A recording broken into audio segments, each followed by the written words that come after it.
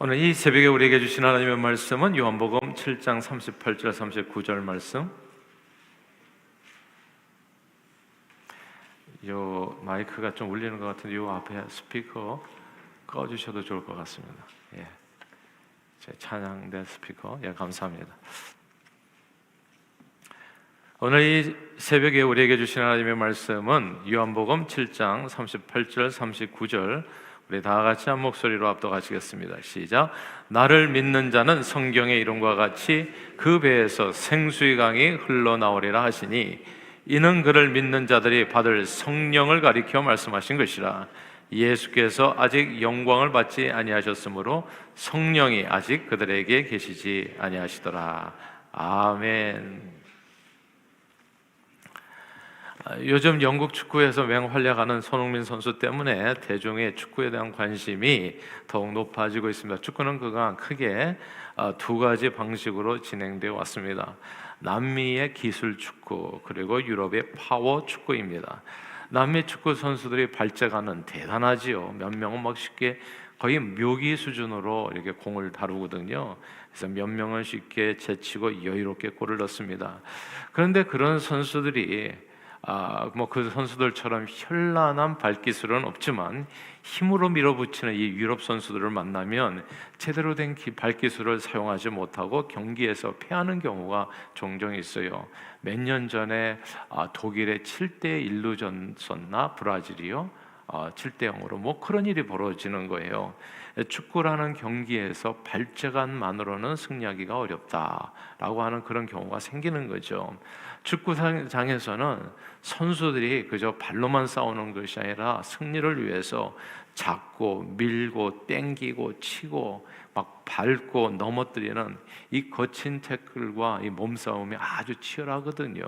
발로만 하는 게 아니에요. 공만 차는 게 아니라 몸으로 그 치열한 몸싸움을 이겨내고 90분 내내 운동장을 그냥 왔다 갔다 뛰어다닐 수 있는 이 체력이 뒷받침되지 않으면 아무리 발재간이 뛰어난 선수라고 할지라도 좁은 공간에서 한두 번 상대방을 제칠 수는 있겠지만은 그런 재주를 부릴 수 있겠지만은 전체 경기를 승리로 이끌지는 못하게 되는 겁니다.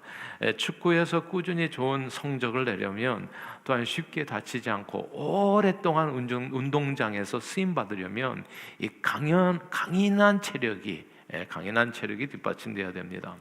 가만 보니까 신앙생활에도 파워가 필요하더라고요. 정말 파워가 필요해요. 이 신앙생활에도 파워가 필요해.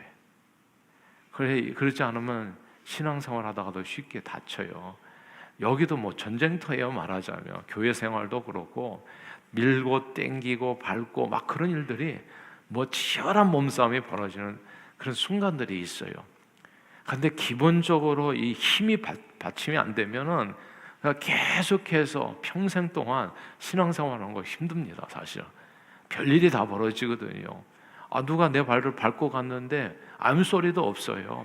그러면 혼자서 그냥 아픈 마음을 붙여잡고 가다가 그냥 중간에 포기해 버리고 이런 일들도 벌어지는 거예요. 이 파워가 중요하다. 파워가 끝까지 주님 앞에 서는 날까지 운동장 이 끝에서 저 끝까지 끊임없이 뛰어다니는, 끊임없이 쓰임받기 위해서는 이 파워가 필요한 겁니다. 지난 3일간에 우리는 감사, 기쁨 그리고 사랑 충만한 삶에 대해서 은혜를 나누었습니다. 범사에 감사하고 항상 기뻐하고 서로 사랑하라는 말씀인데 사실 이런 말씀은 그리스도인이라면 누구나 상듣는 이야기입니다. 문제는 누구나 다 머리로는 이해하고 잘 아는데 실제 삶에서는 그렇게 살지 못한다는 점이 문제인 거죠. 실제 삶에서는 감사하지 못하고 사소한 일에도 불평하고 누가 한마디만 해도 기쁨을 너무나 쉽게 잃어버리고 사랑하는 사람보다도 미워하거나 싫어하거나 불편한 사람들이 날마다 더욱 늘어간다는 게 문제 아니겠어요? 왜 우리는 하나님의 말씀에 따라서 항상 기뻐하고 범사에 감사하고 서로 원수까지도 사랑하면서 도대체 그렇게 살아가지를 못하는 걸까요? 이게 이유가 뭐라고 생각합니까?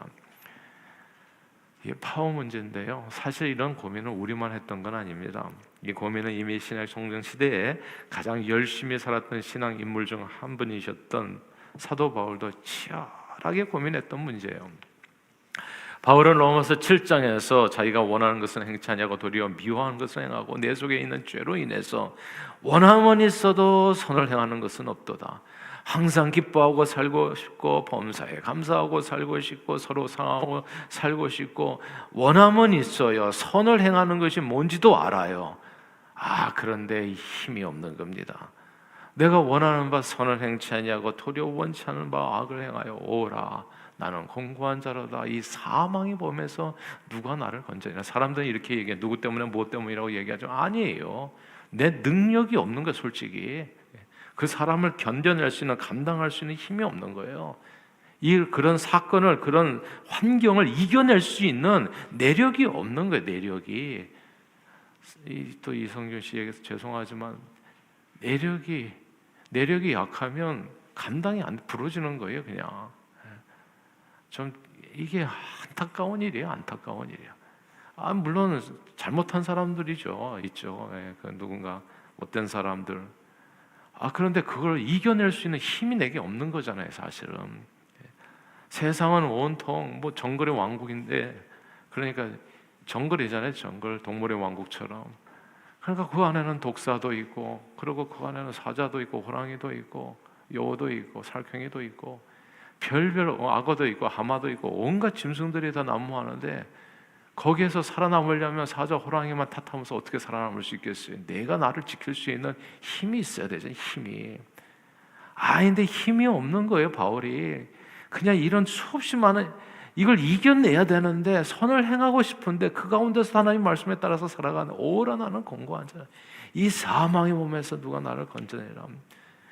바울도 정말 범사에 감사하고 항상 기뻐하고 서로 사랑하는 계명을 지켜 살아야 한다는 것을 알면서도 자신 안에 있는 죄와 사망의 법에 매여서 너무나 쉽게 감사와 기쁨을 잃어버리고 사랑을 실천하지 못하는 자신의 모습을 보면서 절망한 겁니다. 그런데 로마서 7장에서 이게 8장으로 넘어가면서 바울이 아주 결정적으로 자신의 문제에서 벗어날 길을 찾아내게 되죠.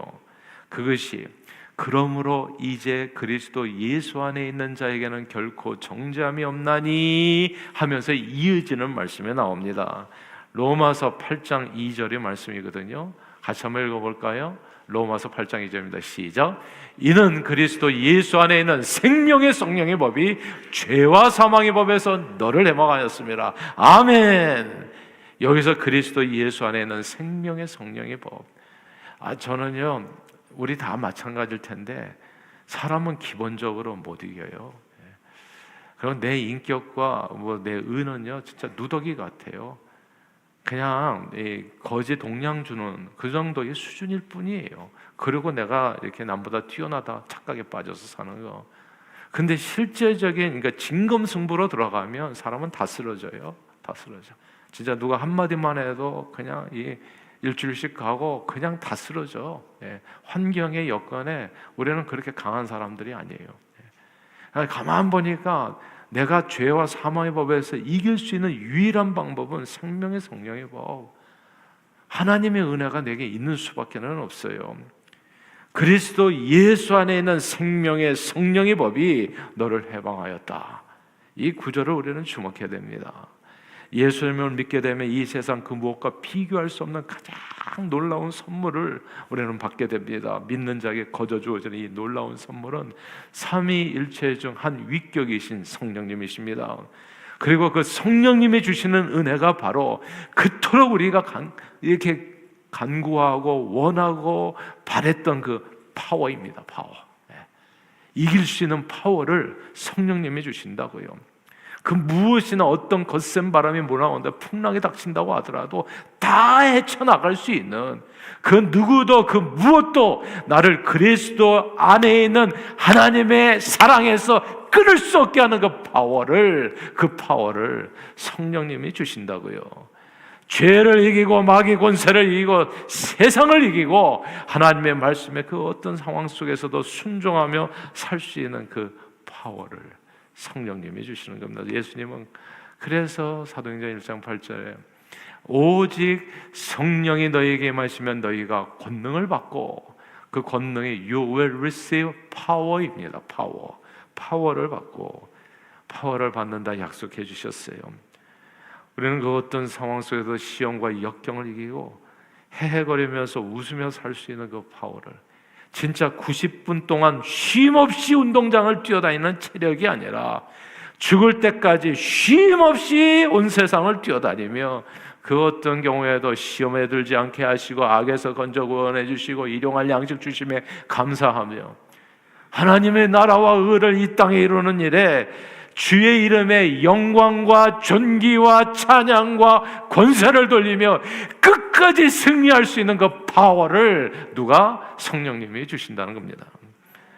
예수 믿음으로 주어지는 선물이 성령님으로 충만하면 그 능력으로 항상 기뻐하며 범사에 감사하며 원수도 사랑하며 살 수 있습니다. 놀라운 승리의 역사가 성령 충만한 사람의 삶 속에서 나타나게 되고 이루어지게 되는 겁니다. 예수님이 제자들 이야기인데요, 3년 반 동안 예수님 쫓아다녔잖아요. 3년 반 쫓아다녔으면 진짜 사람이 변해야 되는 거 아닙니까? 정말 놀라운 일들을 많이 경험했죠. 우리가 평생 한 번도 보지 못하는 일들을 그분들은 노상 경험했어요. 물이 포도주가 됐지, 신하에 먹던 아들이 치유받았지, 38년 된 병자가 고침받았죠. 막 눈앞에서 이런 일들이 벌어져.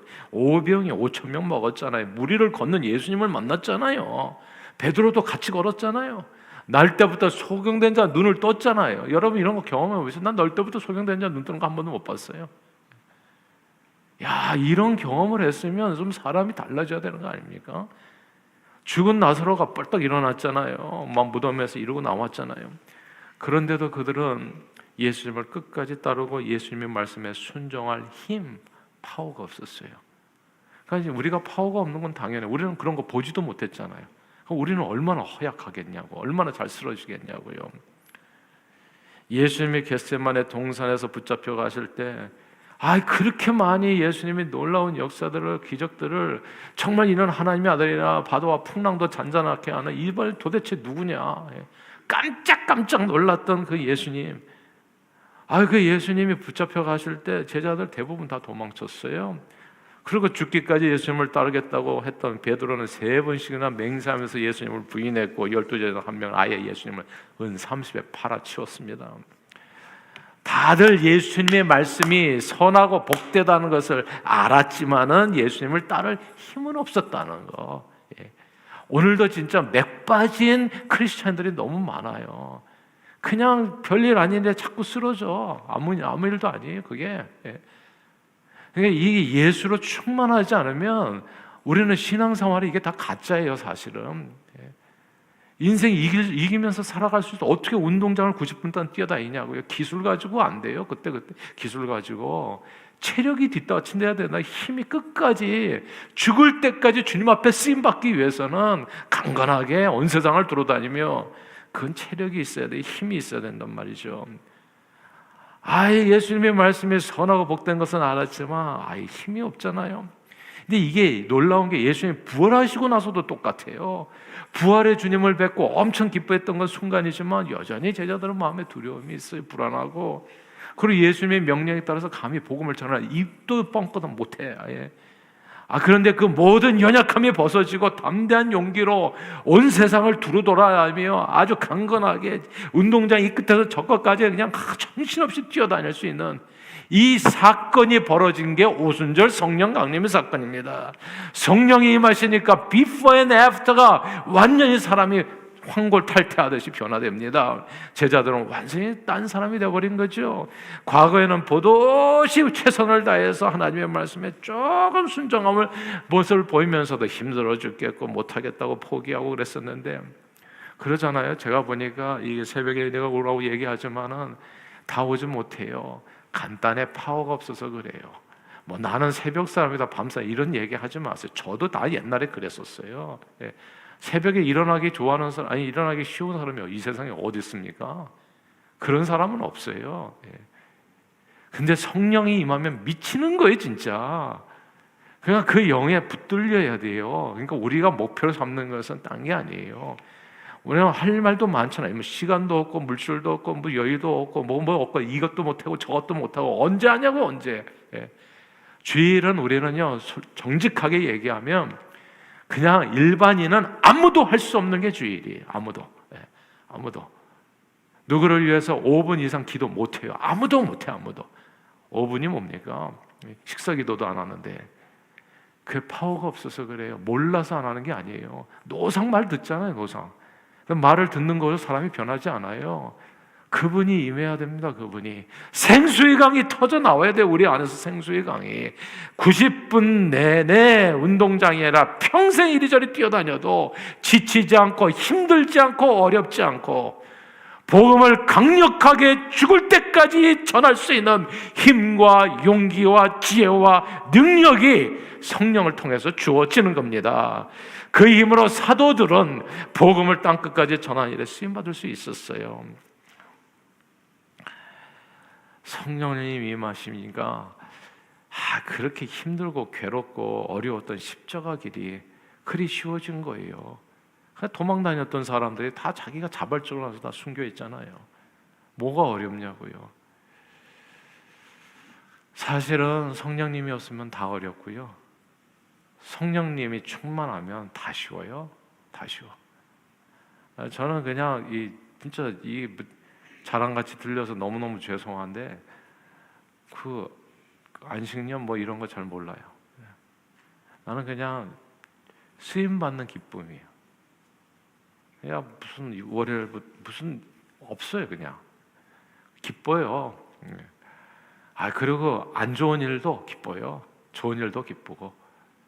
그러니까 내게 능력 주시는 자 안에서 내가 모든 것을 할 수 있어요. 가난에도 처하고 보안데도 취하고, 그리고 참 나를 사랑해 주는 사람한테도 감사하고, 나를 힘들게 하는 사람도 감사하고. 왜냐하면 나를 사랑해 주는 사람은 나를 더 이렇게 앞으로 전진하게 하고 의욕을 가지고, 나를 힘들게 하는 사람은 제가 보니까 원수 사랑을 배울 수 있는 기회더라고. 그게 원수를 만나야 원수 사랑을 배우죠. 원수를 만나야 원수 사랑의 계명을 이루죠. 원수가 없으면 어떻게 원수 사랑을 이루겠습니까? 그러니까 이래도 감사 저래도 감사해요. 누가 나를 하나님의 사랑해서 끊을 수 있겠냐고요. 이게 성령이 임하니까 사람이 달라지는 거예요. 달라지는. 이것이 예수 믿는 자들에게 주어지는 하나님의 놀라운 은혜입니다. 오늘 본문 다시 한번 읽어볼까요? 요한복음 7장 38절 39절 시작. 나를 믿는 자는 성경의 이름과 같이 그 배에서 생수의 강이 흘러나오리라 하시니 이는 그를 믿는 자들이 받을 성령을 가리켜 말씀하신 것이라. 아멘. 아멘. 여기서 우리는 믿는 자가 받을 성령 마치 생수의 강처럼 우리 연약함과 불안과 공포와 괴로움을 모두 넉넉히 덮고 강력한 힘으로 우리의 삶을 승리로 이끄는 하나님의 구원 능력이라는 사실을, 우리는 이 성령이 이런 능력이라는 사실을 깨닫게 파워예요. 성령이 임하면 생수의 강이, 샘물이 솟아나는 게 아니라 생수의 강이 터져 나오는 거죠. 그러니까 뭐 거침없이 우리의 모든 연약함을 다 덮어버리고, 우리의 죄와 허물을 깡그리다 덮어버리고 그냥 하나님의 은혜로 살게 만드는 생수의 강이 흐르는 거예요.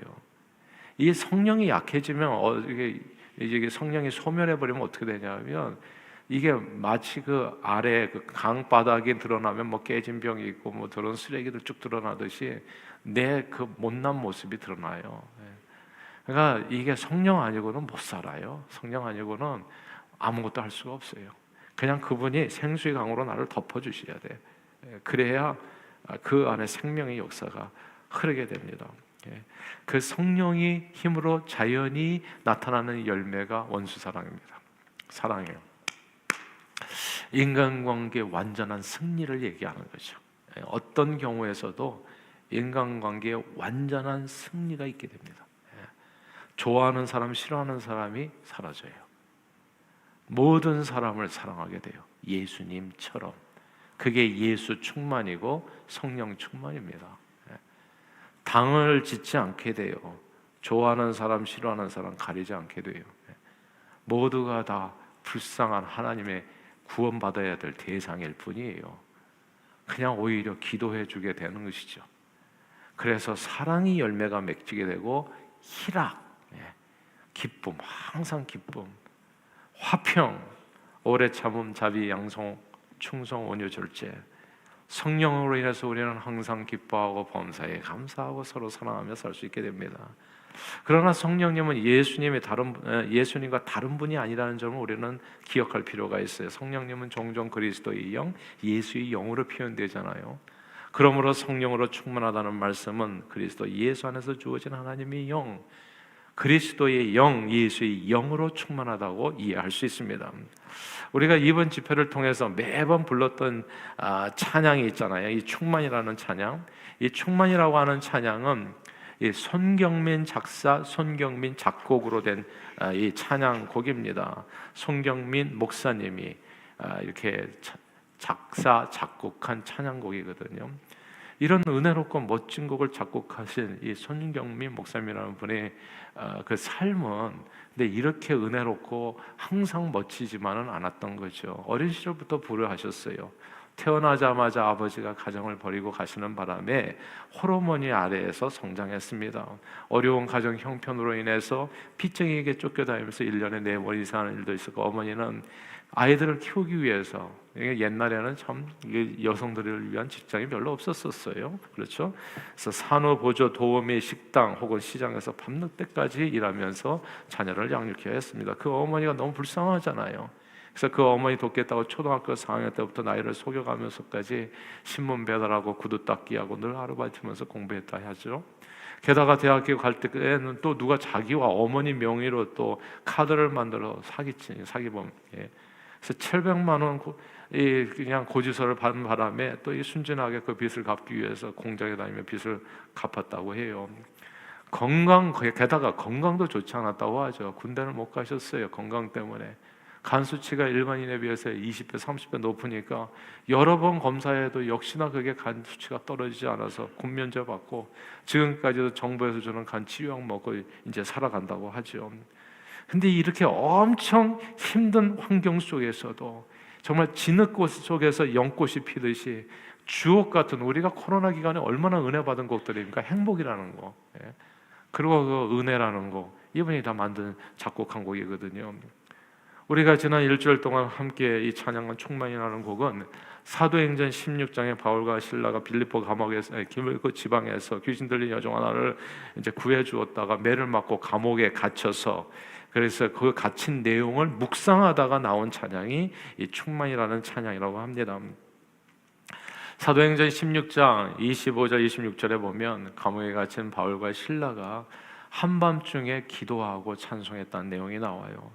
야, 이게 말이 되냐고요. 심하게 얻어맞아가지고 온몸이 멍들고 피투성이가 돼 있는데, 그리고 내일 또 여기서 감옥에서 어떻게 봉변을 당하고 죽을지도 모르는데, 그렇게 몸을 끙끙 아프면서도 불구하고 거기서 어떻게 찬양이 나오는가, 이걸 묵상하다 보니까 너무너무 은혜가 된 거예요.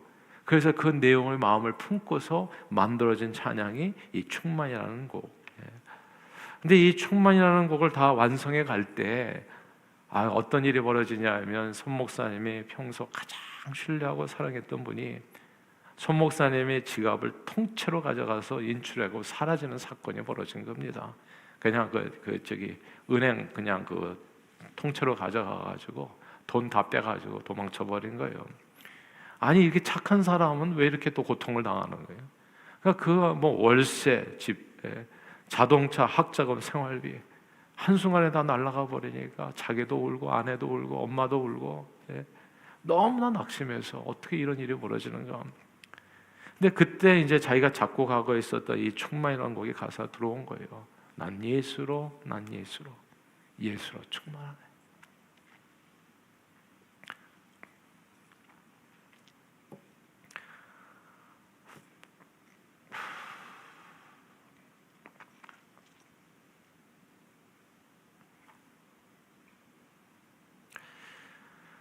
세상 모든 풍파도 두렵지 않네. 그렇게 자기에게 물으시는 것 같았대요. 너 이렇게 아무것도 없을 때도 예수 충만하다고 말할 수 있겠니? 배신 당했는데도 예수 충만을 노래할 수 있겠니? 이 가사가 네 가사가 맞는가? 우리는 찬양 부를 때 그냥 노래예요, 진짜. 정말 그 찬양대로 가사대로 사는 사람이 별로 없어요. 그래서 찬양 부를 때 보면 별로 열심히 찬양도 안 해요. 그냥 노래해요, 노래.